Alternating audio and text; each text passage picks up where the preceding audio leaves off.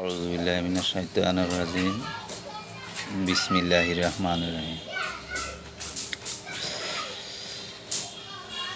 আজকে আলোচনা করব ঝিল্লির প্রদাহ নামে একটা রোগ আছে। এই রোগটা নিয়ে আলোচনা করব সংক্ষিপ্তভাবে। সেটা হচ্ছে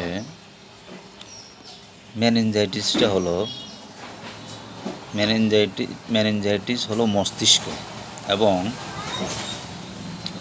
মেরুদণ্ডের চারপাশে তরল এবং পদ্মার একটি সংক্রমণ।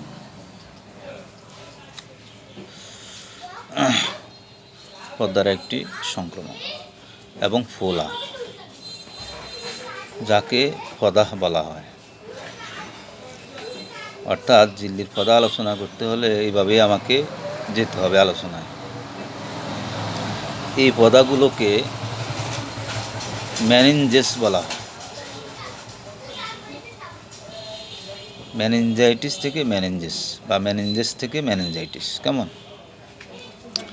তো মেনিনজাইটিসের প্রদাহ প্রায়শই মাথা ব্যথা, জ্বর এবং ঘাড় শক্ত হওয়ার মতো লক্ষণগুলির কারণ হয়।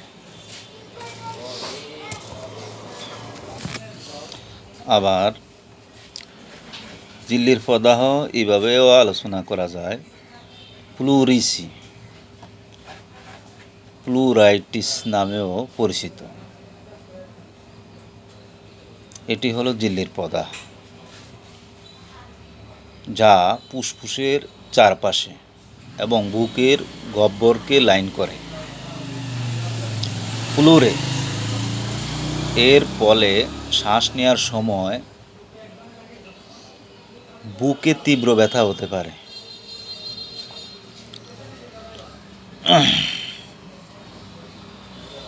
মাঝে মাঝে ব্যথা একটি ধ্রুবত নিস্তেজ ব্যথা হতে পারে।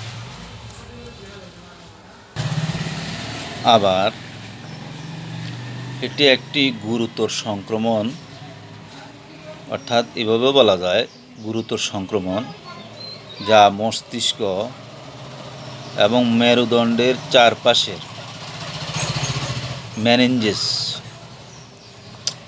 এবং প্রতিরক্ষামূলক ঝিল্লির প্রদাহ সৃষ্টি করে, যা প্রায়শই ব্যাকটেরিয়া, ভাইরাল বা ছত্রাক সংক্রমণ। এটি যে কোনো বয়সের লোকদের প্রভাবিত করতে পারে এবং দ্রুত চিকিৎসার প্রয়োজন, কারণ চিকিৎসা না করা হলে এটি 24 ঘন্টার মধ্যে মারাত্মক হয়ে যেতে পারে। প্রদাহ বলতে এটা ল্যাটিন থেকে এসেছে, প্রদাহ শব্দটা, যেটা ইনফ্ল্যামেশন, ক্ষতিকারক উদ্দীপনার জন্য শরীরের টিস্যুগুলির জৈবিক প্রক্রিয়ার অংশ, যেমন প্যাথোজেন, ক্ষতিগ্রস্ত কোষ বা বিরক্তিকর।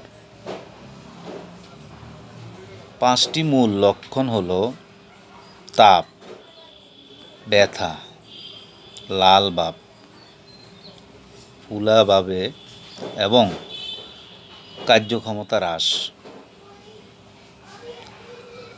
আর ল্যাটিন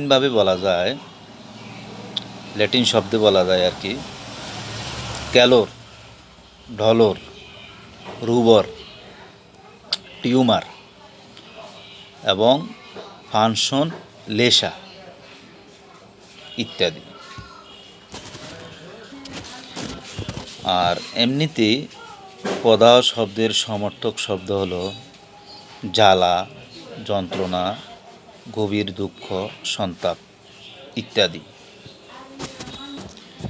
যাই হোক, ঝিল্লির প্রদাহ রোগ সম্পর্কে আপনাদের জানার ইচ্ছা ছিল, সেটা আমি আলোচনা করেছি।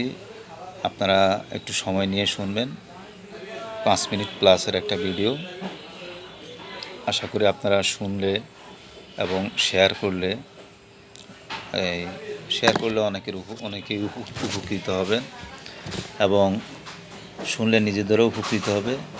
তো আমাদের চাওয়া পাওয়া হলো একটি লাইক, শেয়ার এবং পেজে ইন্টারেস্টেডে ক্লিক করা।